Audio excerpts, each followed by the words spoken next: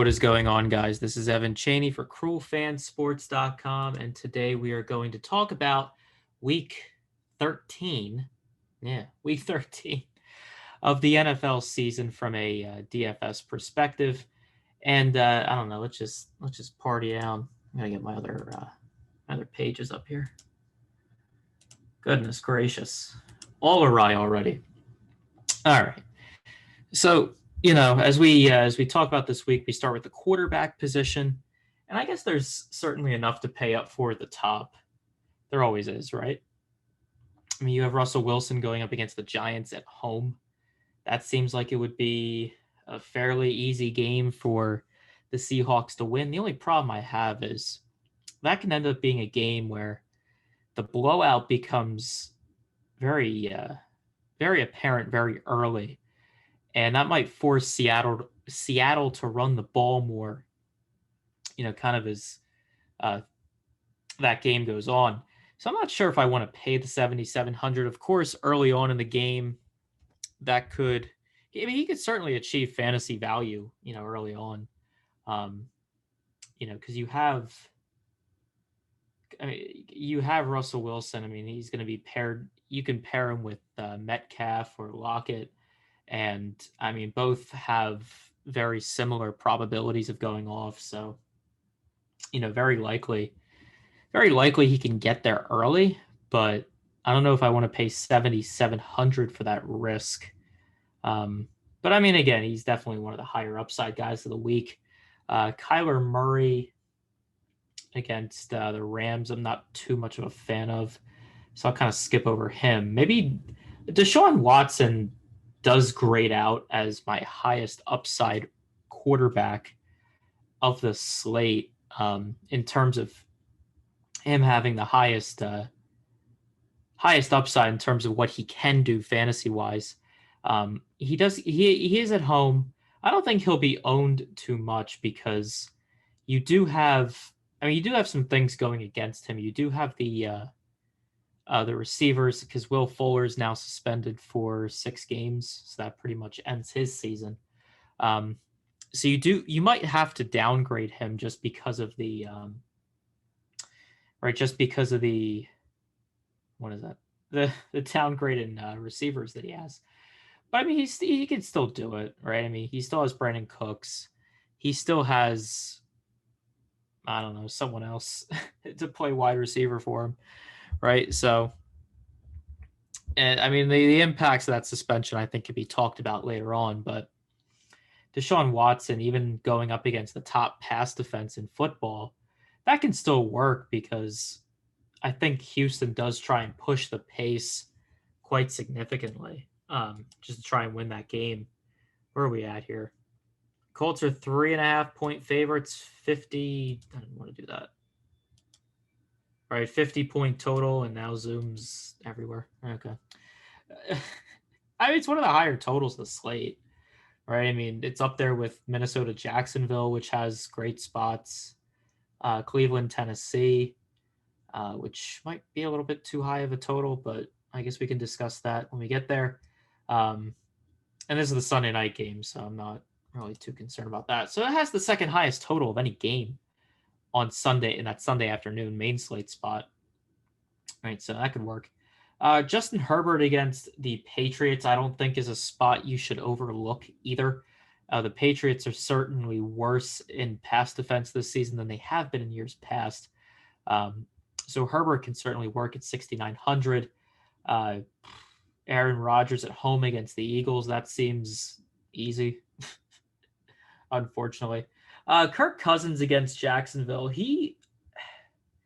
My feeling is that Kirk Cousins ends up being the highest owned quarterback of the slate. He's certainly my favorite. He's at home against Jacksonville. He's on the cheaper end of things. He's only 6,400. You can afford a lot around him. Even a Dalvin Cook, even stacking with Dalvin Cook and then one of Thielen or Justin Jefferson, because they are both playing. Thielen is off the COVID list. So you have Kirk Cousins who can do well there. Taysom Hill is actually a high upside spot too, although I do personally want to downgrade him only because he played the same team 2 weeks ago at home against Atlanta. He scored 25.2 DraftKings points, as you can see here. Yeah, I mean, he still has the upside. He can still do it. Like Taysom Hill's strengths, fantasy wise, they still apply, even if it is the second game that they've played this season. Again, but that is my only concern, only because there is a trend statistically that the fantasy scoring overall goes down from the first game to the second game that two teams play against each other. So you should keep that in mind. Although, again, paying 6,300 for Taysom Hill can work, but it's just one of those things where I'm a little hesitant to go the second time. Ryan Tannehill against Cleveland. I'm not the biggest fan of that spot. I mean, it can work, but I think the fantasy upside for Tennessee is more so in the running back and then the receiving position. Although he has had some decent fantasy outings. All right, I mean 22.8, 19.14. Although that's not going to win you a tournament. That's the only thing. And Cleveland does have a very strong pass rush to the point where that could end up affecting things significantly, right? So I'm a little hesitant on Ryan Tannehill, right? I'd rather do one-offs with either Derrick Henry or a receiver, whether it be a Corey Davis or a AJ Brown. But again, we can get to that when we get to that, right? So going on down, I think Tua's back. Not sure, but I'm fine with either quarterback in this game. Good matchup against Cincinnati. Phillip Rivers, no, I'm good. Even in a good matchup, Phillip Rivers isn't going to do anything. Like, he's not going to win you a GPP. Have they played this season? No. It could work, maybe. I don't know. I'm not a huge fan otherwise. This is unique. Pricing Jameis Winston over other actually starting quarterbacks. I don't. Yeah, that's it for quarterback. I'm not a huge fan of anyone else in particular. Where's Cam Newton? Is Cam Newton in the player pool? Yeah, he's 58. That's why. Yeah, I'm okay. All right. Sorry. Yeah, thought I heard something. Yeah, so we can go to the running back position where I think for the most part you are going to have to pay for at least one of Dalvin Cook or Derrick Henry. They're 9,500 and 9,200. I think most people will end up going Dalvin Cook. And I mean, it makes sense. The matchup works perfectly. So I get that. But my thing is just that every time Derrick Henry is low owned, he goes off. Like last week, he went off against Indianapolis and no one had him. Like he was maybe 10% owned, right? So I mean that was, I don't know. But like when he's chalk, so like I think this week against Chicago and then maybe even this week against Indianapolis, he was low owned or higher owned actually. I think he was chalk.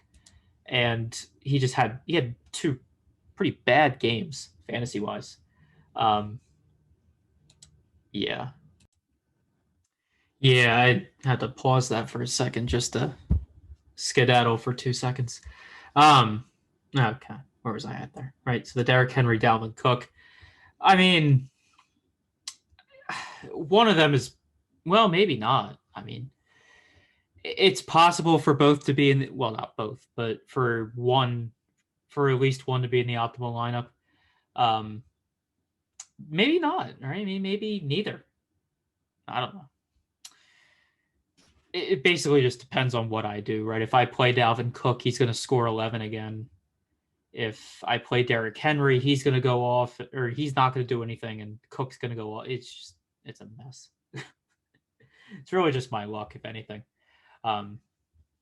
Yeah. So then you go on down from there, and it's actually James Robinson who is like my next best guy.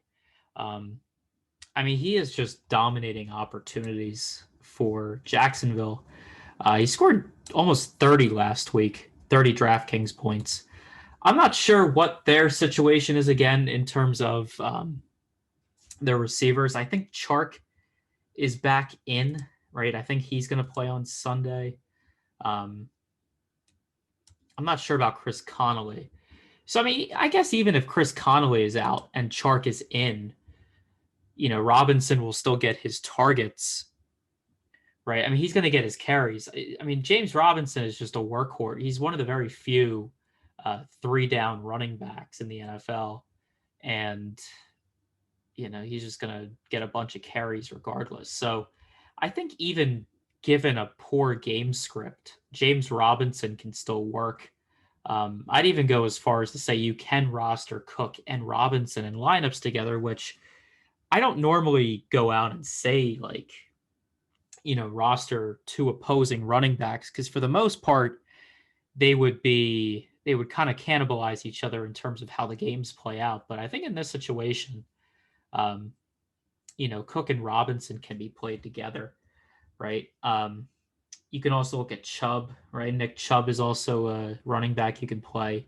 He'll get his opportunities for sure, especially for how many times Cleveland's going to run the ball because they always do. Josh Jacobs, I just found out is out, so that opens up some value. I'll talk about.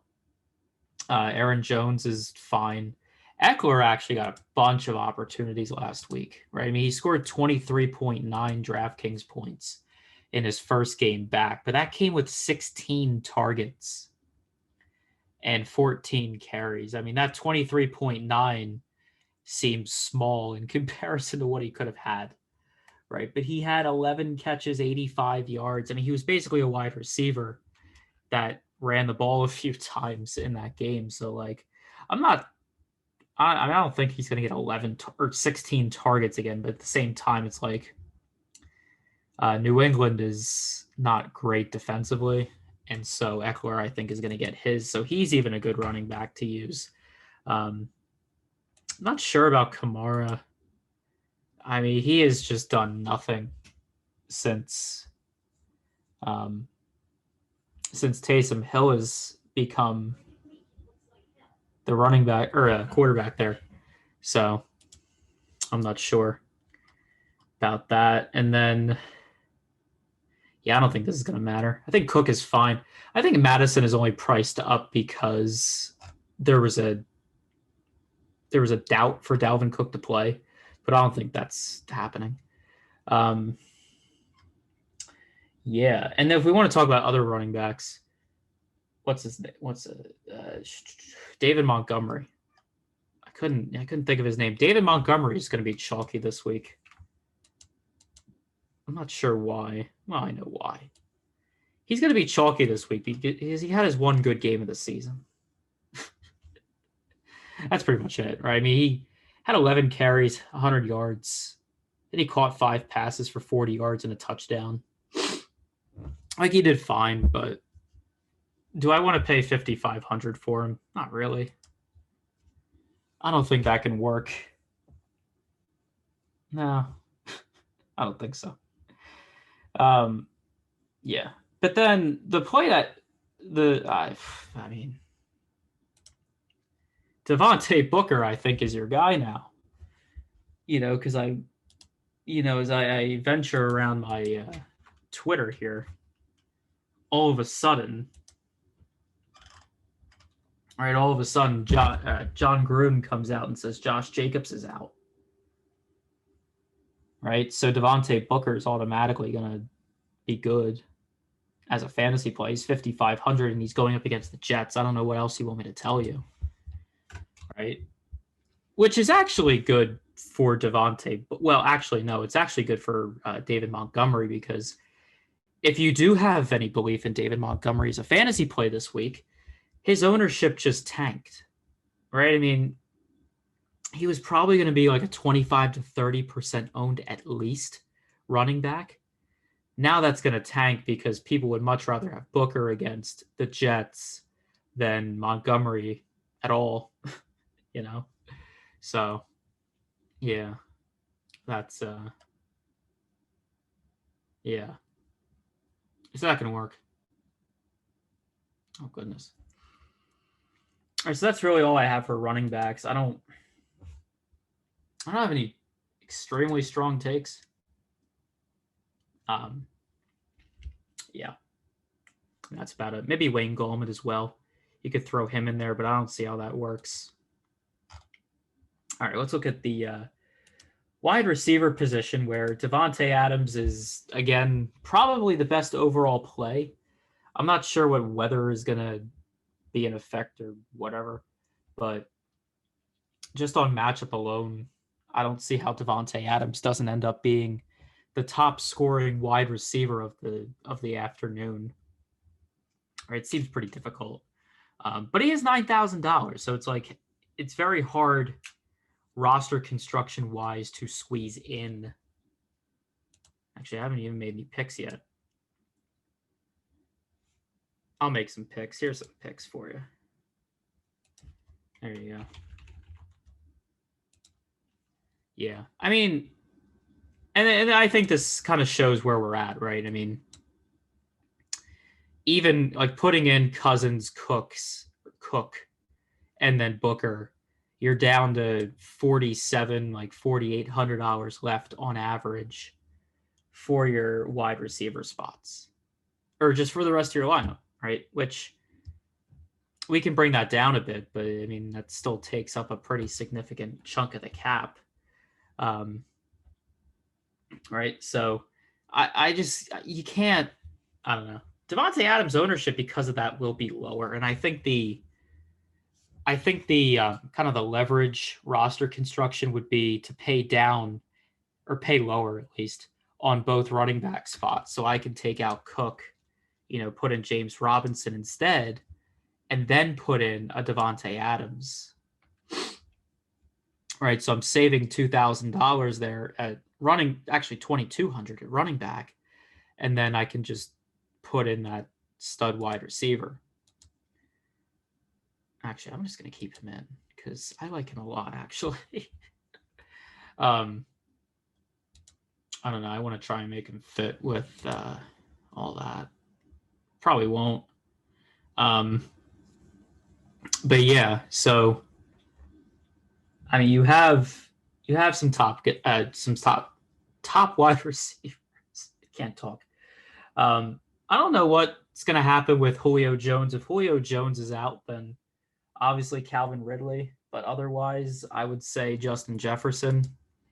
Because even the beat reporters will tell you that he's like pretty much the number one wide receiver now in Minnesota, which I think is good because having someone like Justin Jefferson be your number one allows you to kind of spread the field more, and it opens up opportunities for an Adam Thielen to do well, who's such an elite possession wide receiver, right? So I think that actually works really well for Minnesota.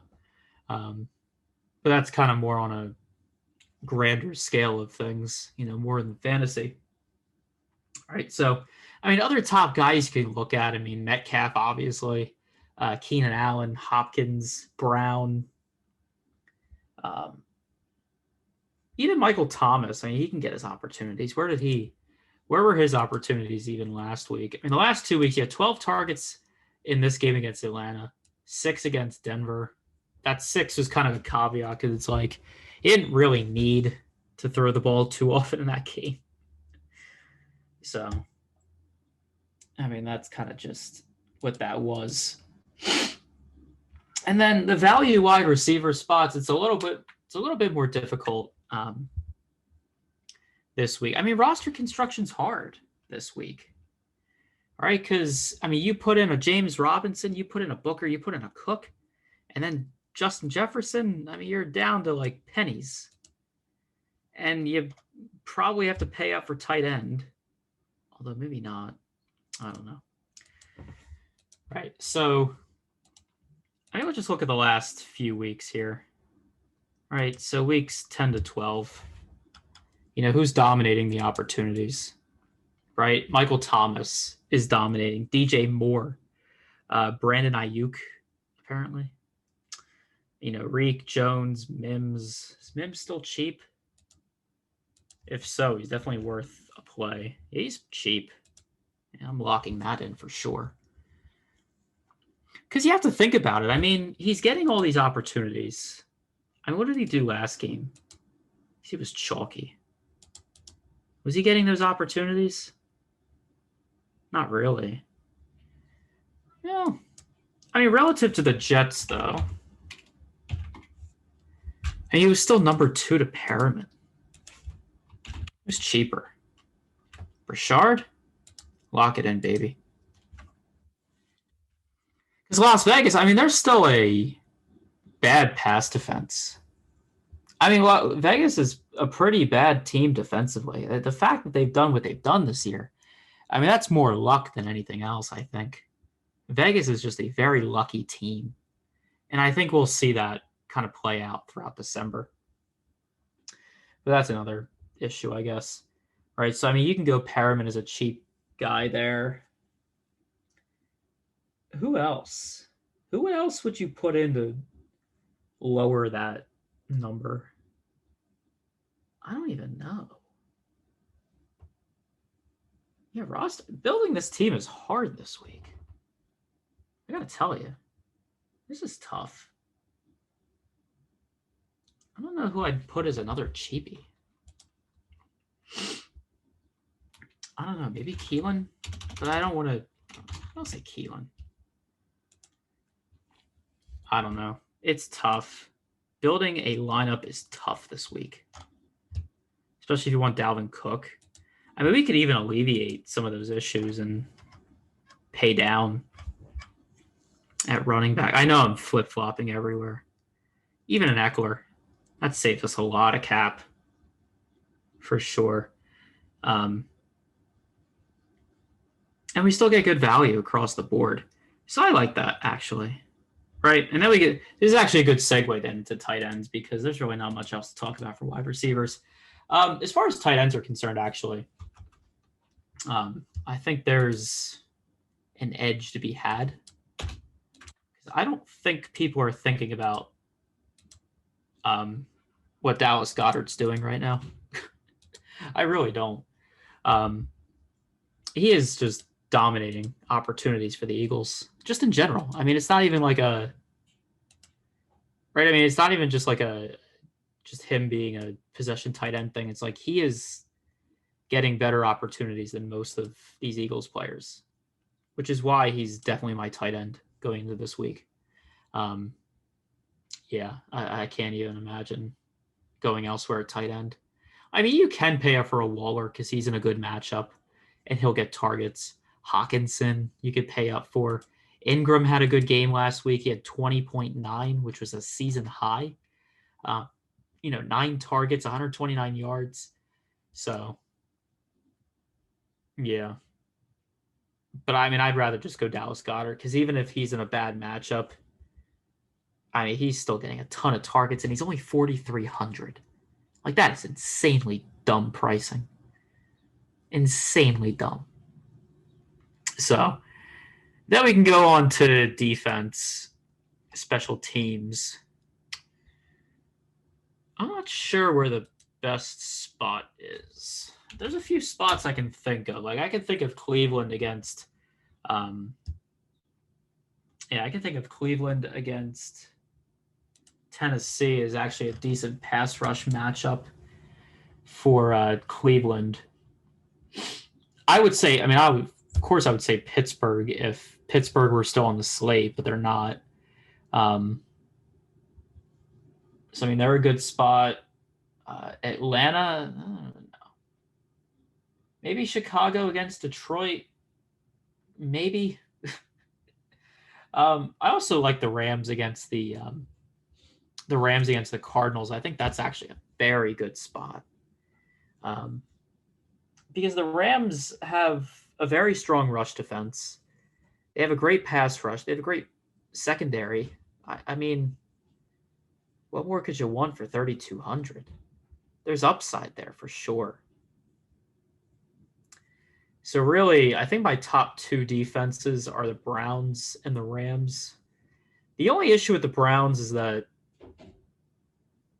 they can get run all over. I mean, if the game plan for Tennessee is just run the ball heavy, Tennessee has a huge edge there. So the Rams, I don't think, like the Cardinals versus the Rams, I don't think the Cardinals have as big of an edge, really, in any aspect.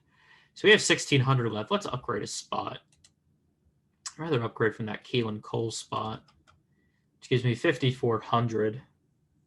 I could play Chark. I could play Fulgham. I don't know. Who's my best bet at 52 at the wide receiver spot? I can go Pittman. Not that I'd be excited about it, but I guess I could. He exists, that's for sure. I can go Christian Kirk. No, I can't because they're my defense. Actually, no, he's too expensive. It's hard. I'm telling you, it is difficult to build a lineup this week. Maybe even Mike Williams. I like Mike Williams. Nah, I don't. Whatever. It's just a lineup for shits and giggles, really. So, I mean, I don't know. Let's just see. Where does he stand? Just give me last week. Where does he stand now that Eckler's back? He's like the number 4 option. Jeez. Well, in terms of targets, I mean, Hunter Henry saw 10, Allen 11, or 10 rather. Eckler 16, Mike Williams 5. I don't know. All right, I think this is a good stopping point. So yeah, that is. I think that's a decent lineup for this week. And yeah, that'll do it for me. It's been Evan Cheney for CruelFanSports.com. Make sure to follow me on Twitter at eCheney69. That's at ECHENEY9 or ECHENEY69 on Twitter. And good luck in your contests this week.